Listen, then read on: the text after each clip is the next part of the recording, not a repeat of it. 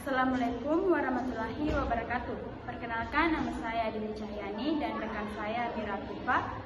Kami akan melakukan wawancara yang perlu Anda ketahui bahwa wawancara kali ini yaitu memenuhi tugas mata kuliah keterampilan berbicara dengan dosen pengampu Ibu Haji Herni Astuti SPD MPD dengan tema 2 kasus, yaitu korupsi dan politisasi bansos, dan kedua kasus yang banyak diperbincangkan yaitu Verdi Sambo. Langsung saja.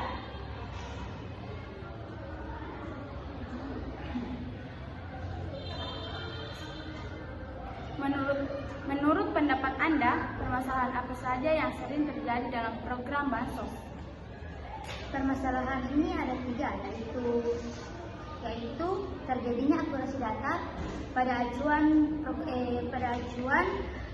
penerimaan bansos. Pada kasus ini, terkait DTKS, KPK menemukan berbagai permasalahan terkait DTKS seperti data tumpang tindih yang tidak lengkap dan duplikasi jutaan data. Yang kedua adalah bansos rentan dimanfaatkan untuk kepentingan politik. Dalam kasus ini, pertimbangan dan kepentingan politik elektoral ketimbang kebutuhan nyata dalam masyarakat.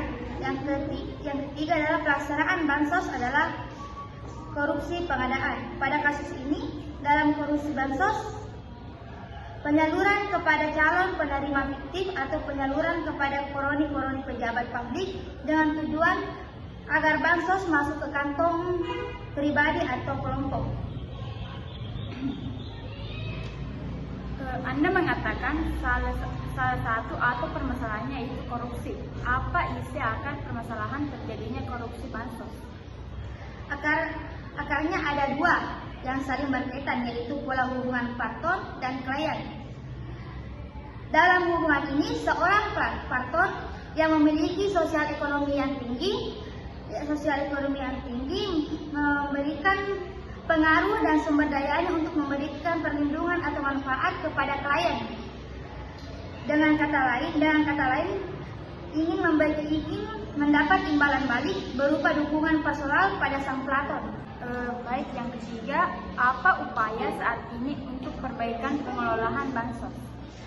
Ada dua, yaitu pembangunan pengetahuan masyarakat terkait dengan penganggaran publik, meningkatkan partisipasi masyarakat dalam proses penganggaran. Yang kedua, perlu ada upaya serius untuk menciptakan sistem pembiayaan politik yang efektif, transparan, dan akuntabel. Setelah Anda masuk ke dalam kasus kedua, yaitu tentang Verdi Sambo. Yang pertama, langsung saja, sebelum kejadian, apakah ibu dan keluarga melakukan komunikasi bersama Brigadir Joshua? Iya, hari Jumat tanggal 8 bulan 7 sekitar pukul 10 melalui WhatsApp. Apa yang disampaikan pada saat itu?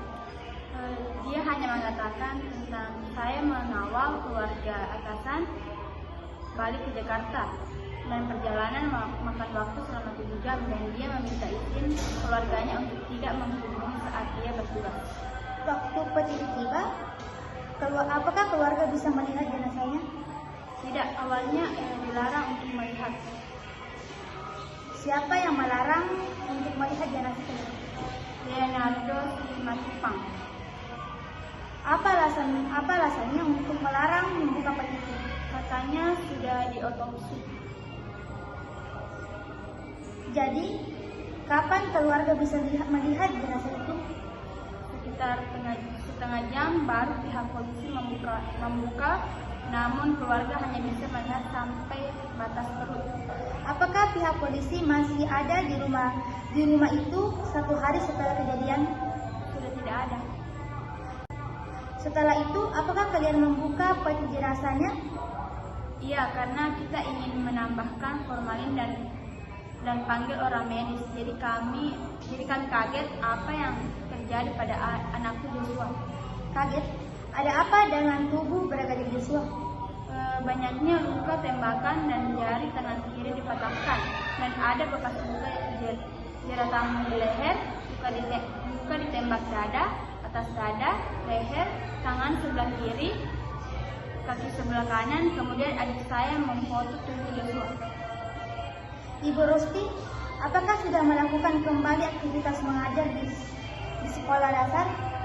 Belum bisa, karena keadaan saya masih terpukul, namun saya kadang ke sekolah untuk menyelesaikan urusan penting di sekolah. Jadi setelah pemakaman Joshua, apa yang terjadi? Kami bersih-bersih dan istirahat. Ada beberapa orang masuk ke rumah, kemudian menutup jendela, pintu, dan melarang kami menggunakan HP. Apa yang disampaikan?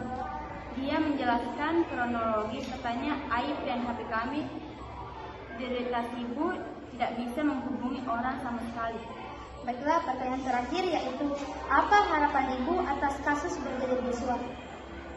Sebagai ibu, saya berharap semoga penegak hukum, jaksa maupun hakim mereka bekerja dengan sebaik-baiknya dan sejujur-jujurnya. Baiklah, itulah hasil dari kami berdua. Terima kasih. Assalamualaikum warahmatullahi wabarakatuh.